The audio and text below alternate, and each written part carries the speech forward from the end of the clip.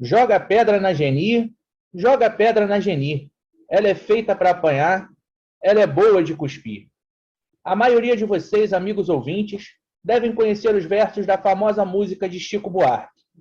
E não é exagero afirmar que, nos últimos anos, alguns grupos vêm tentando transformar o nosso funcionalismo público na Geni do Estado brasileiro.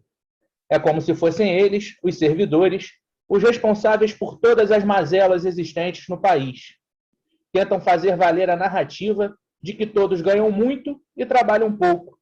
Nada mais inverídico. A maioria trabalha muito, sob condições precárias e com salários indignos. Você sabia que no Rio de Janeiro, alguns setores, como por exemplo a educação, possuem vencimentos abaixo do salário mínimo? Sabia que os servidores da saúde estão há praticamente 20 anos esperando a implementação do seu plano de cargos e salários? Esses são apenas 2 exemplos daquilo que se repete em inúmeras categorias. Os supersalários são exceção, e assim devem ser tratados. No programa de hoje, o deputado Luiz Paulo falará sobre a sua relação pessoal com o funcionalismo público do Rio de Janeiro e sobre as diversas batalhas que estão por vir. Meu nome é Pablo Guimarães e esse é o podcast RJ em Debate. Sejam todos muito bem-vindos ao nosso bate-papo dessa semana.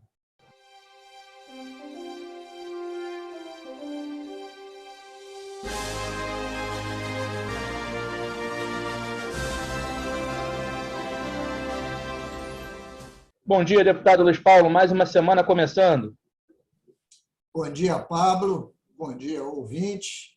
Uma semana importante, né? Semana do 7 de setembro. E nada melhor do que esse dia para conversarmos aí sobre o nosso funcionalismo público estadual. Isso aí, deputado. E pedir aqui para os nossos ouvintes que ainda não têm o nosso WhatsApp, o WhatsApp do gabinete do deputado Luiz Paulo, para anotarem o DDD 21 e o número é 9951 45678. DDD 21 9951 45678.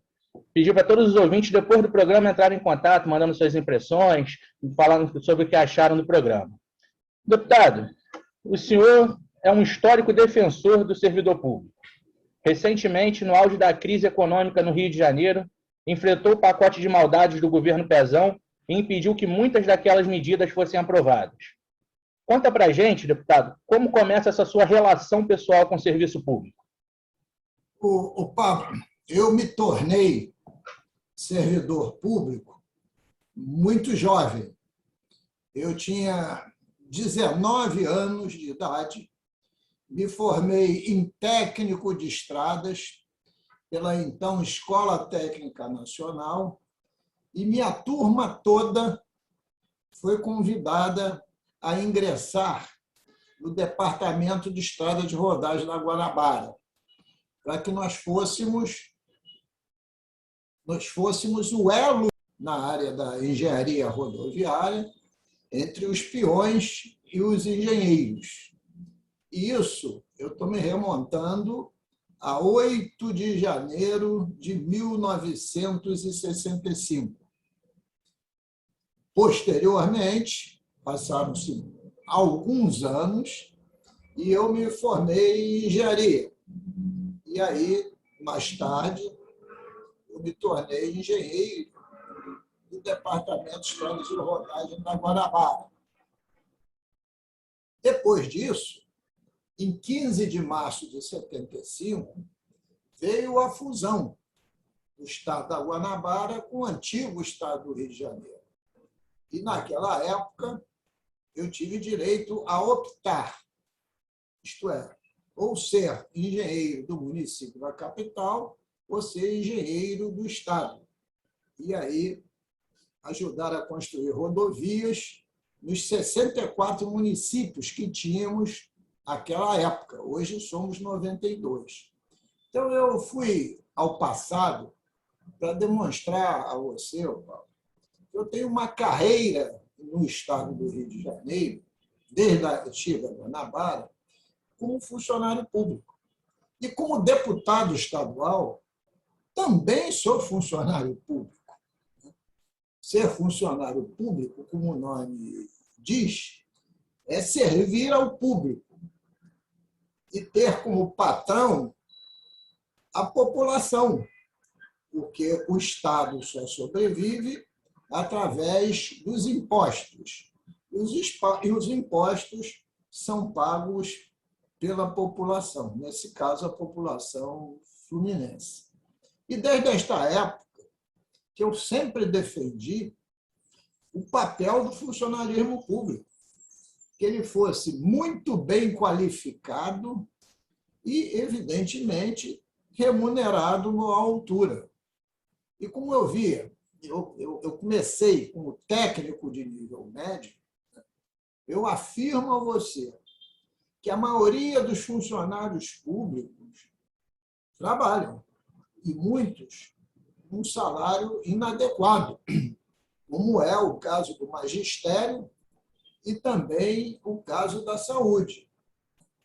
E hoje existe uma política de querer responsabilizar as mazelas desse país, atribuir essas mazelas ao funcionalismo público, e não à corrupção, ao mau gestor, o gestor desqualificado, né?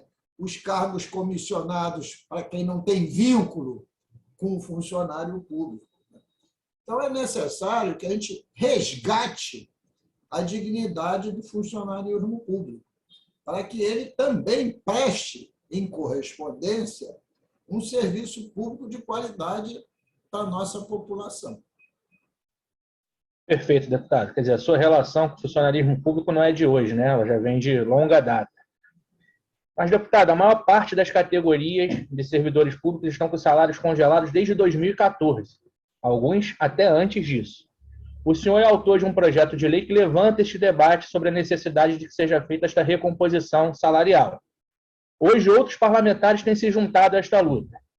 Sabemos que é difícil fazer previsões aqui, mas o senhor acha que os servidores podem ter esperança de alguma melhoria? Pablo, eu acho que sim, porque se não fosse uma luta boa, eu não teria apresentado um projeto de lei.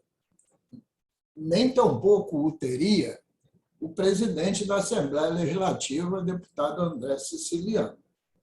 É esperado que, nesse mês de setembro, né, função do regime de recuperação fiscal, venha para o Parlamento Fluminense, né, uma série de propostas que estão embasadas nas leis complementares federais para o Rio acessar o regime de recuperação fiscal, né, de leis que serão muito duras. E não há nenhuma proibição no regime de recuperação fiscal que você faça a reposição salarial.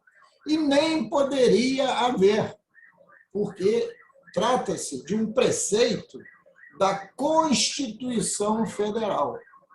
Isto é, os salários poderão ser repostos, corrigindo-se esses salários pela inflação de cada ano.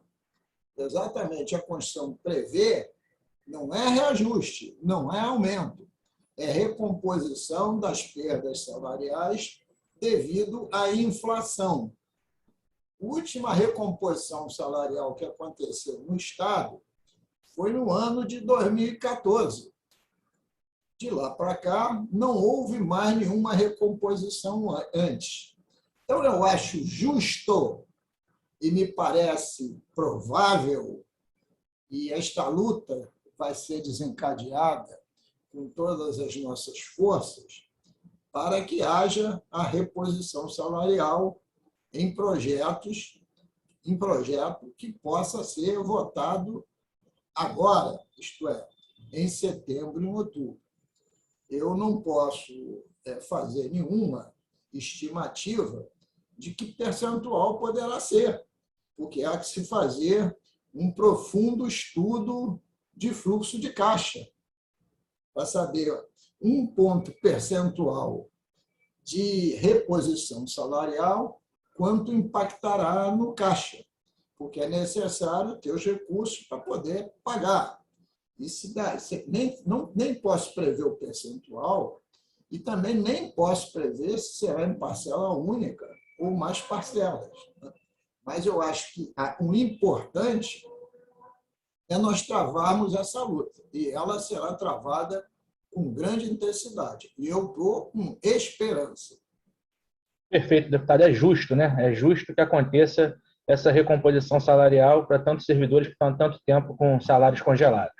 Mas, deputado, como o senhor já adiantou ainda na sua resposta, a Assembleia deve receber nos próximos dias um novo pacote de maldades em decorrência da renovação do regime de recuperação fiscal.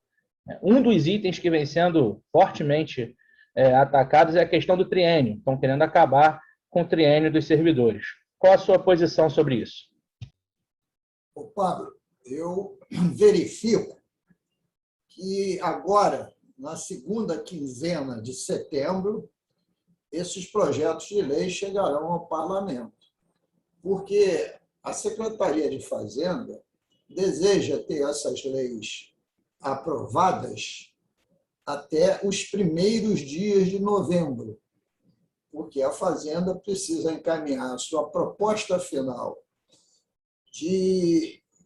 ao Tesouro Nacional para que o Estado possa ser acolhido no novo regime de recuperação fiscal nos primeiros dias de dezembro, porque o Tesouro Nacional terá que responder ainda se acolhe ou não no mês de dezembro. E olha, Pablo, como é uma situação delicada.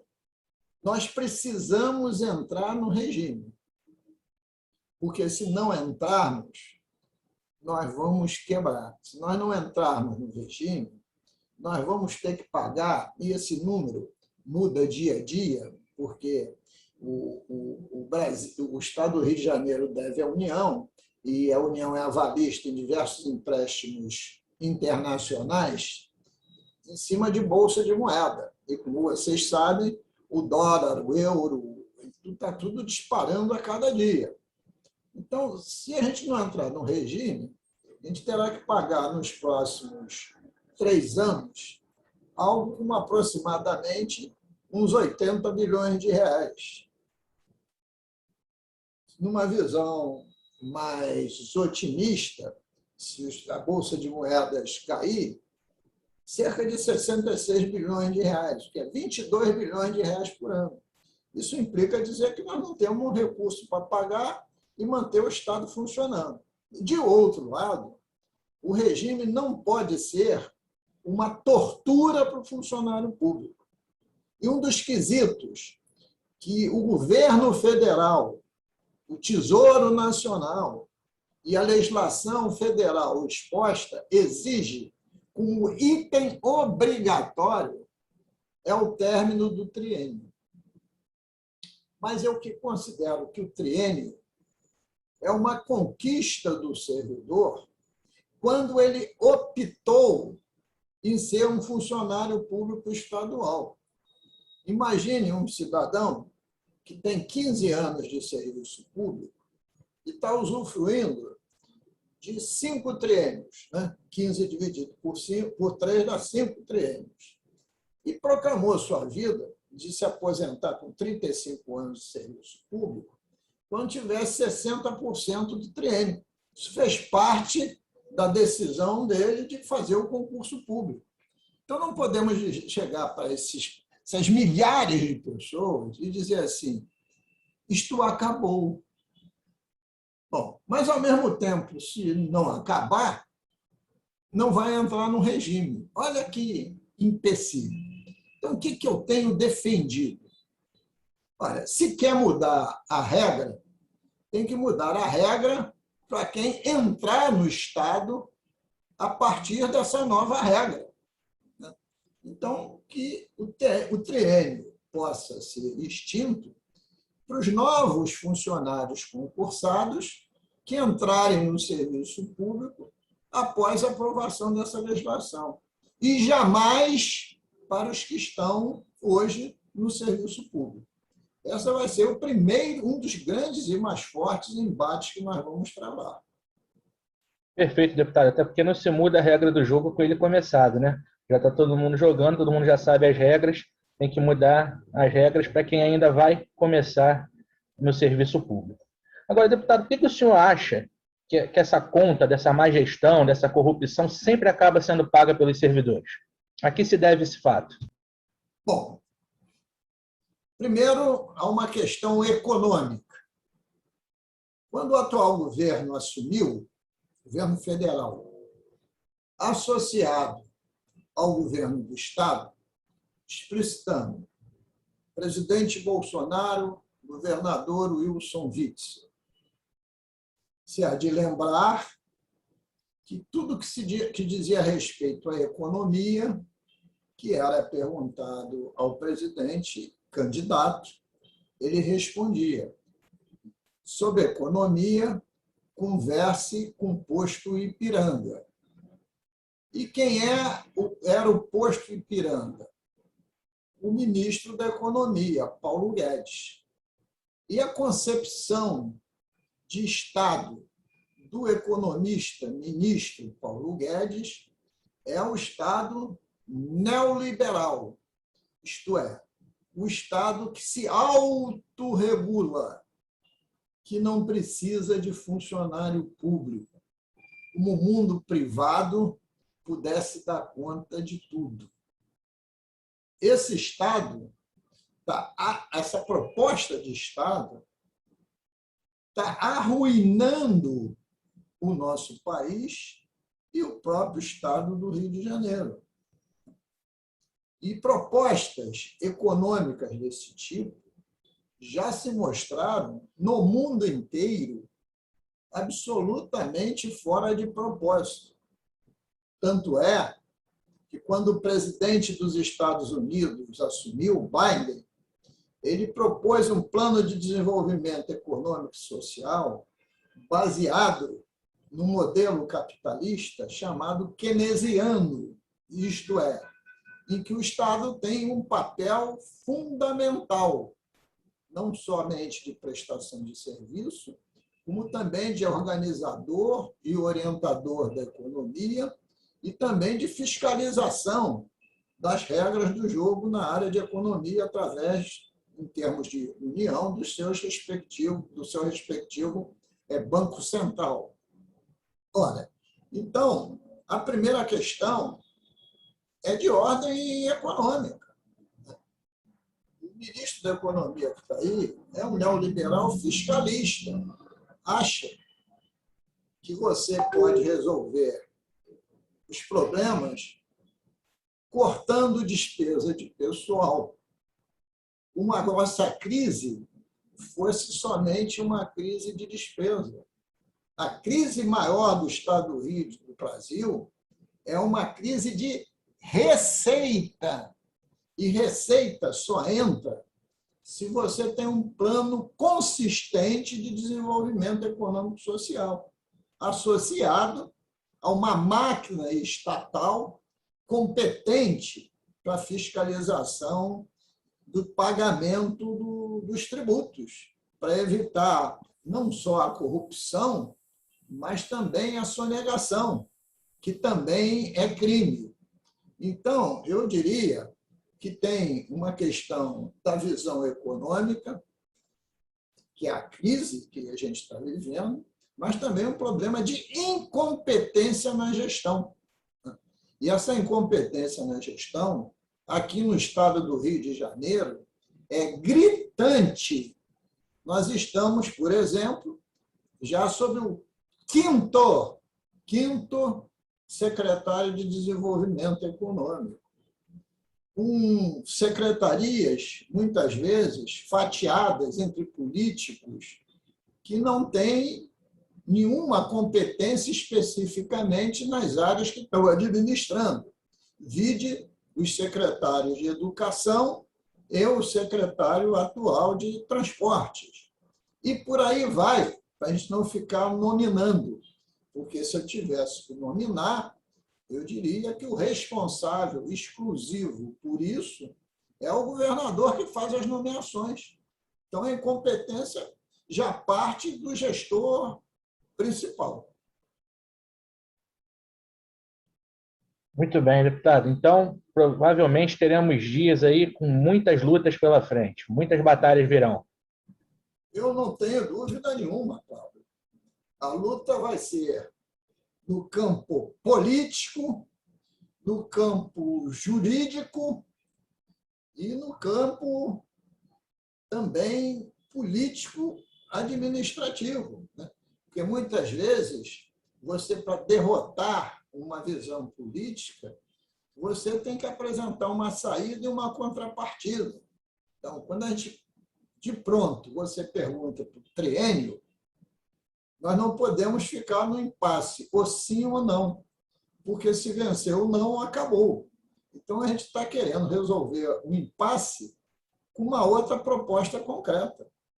Triênio, para quem já está na máquina pública, tem que continuar. Mas, Pablo, ainda tem uma outra questão que eu acho relevante. Nós vamos lutar muito para que continue a haver os concursos públicos. Um serviço público que não se renova, não se complementa, ele fenece. E um sistema previdenciário que não se abastece de novos funcionários também fenece junto. O concurso público é vital para todos os poderes e, principalmente, para a prestação de serviço à população fluminense. Você veja nessa pandemia da Covid, o que segurou de fato, e está segurando mal bem, não são os governantes, é o SUS. E na hora que você não faz mais concurso para servidor público da área da saúde, isso vai para a mão de quem? Das organizações sociais, que, com as exceções de praxe, são máquinas de corrupção e de prestação de serviços de péssima qualidade. É o exemplo mais concreto que nós estamos vivenciando com muita intensidade desde março de 2020, quando formalmente todos daqui no Brasil reconheceram que a pandemia do Covid-19 tinha chegado entre nós. Perfeito, deputado. O servidor pode ter certeza que o senhor estará mais uma vez na linha de frente das batalhas que estão por vir. Até porque, como o senhor já disse, defender um funcionalismo público qualificado e bem remunerado é, em última análise, defender todas as pessoas que dependem de um serviço público de qualidade. Amigos ouvintes... Oi. Eu queria dizer só para você, eu não estarei à frente dessa luta, não. Eu já estou há muito tempo, porque o que eu faço de reuniões semanais sobre esse tema é bastante. Eu represento o parlamento no grupo de assessoria do regime, para dizer, dar aquela palavra de negativa a muitas propostas exorbitantes. Não que eu tenha poder de decisão, mas, pelo menos, de expressar minha opinião. Temos feito reuniões com o conjunto do funcionalismo público.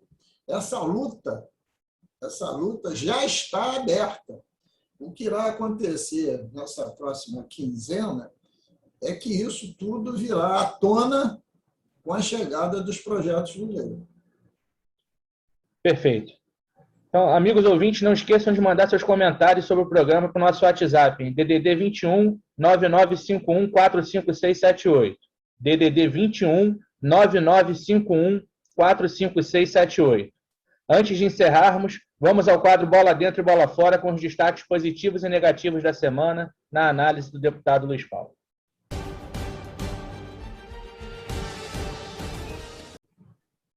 Bola dentro para o manifesto lançado pela geração de 1968. Geração que foi às ruas na luta contra a ditadura e pelo restabelecimento do Estado democrático de direito. Somos parte dessa geração de 68, uma das gerações que, ao longo dos tempos, participaram de inúmeras passeatas e lutaram contra a ditadura militar e por um Brasil mais justo e igualitário. Nesse momento, no ano de 2021, estamos agregando forças para continuar a luta pelo direito à vida, tão dizimada pelo negacionismo nesse duro período de pandemia. Essa geração de 88, que já tem mais de 70 anos, como eu, continua viva, lutando pelos seus ideais de mais justiça social para a nossa população e da preservação do Estado democrático de direito. Então, a bola dentro da semana é para o manifesto da geração de 1968, entregue a toda a nossa nação.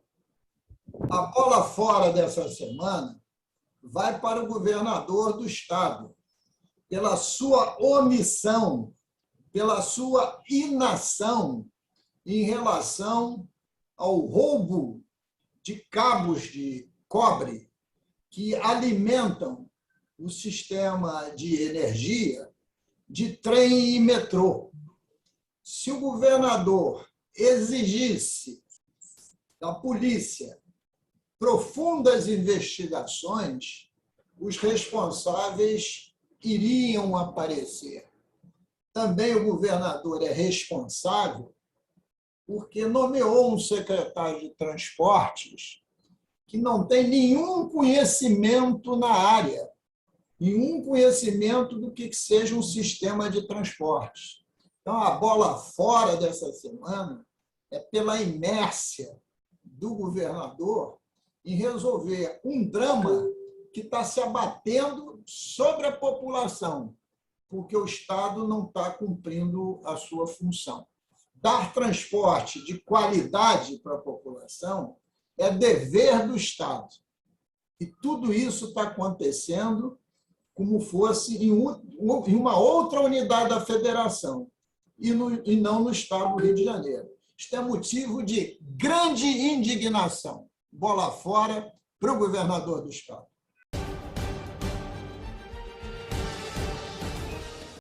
Obrigado a todos pela audiência em nosso podcast RJ em Debate.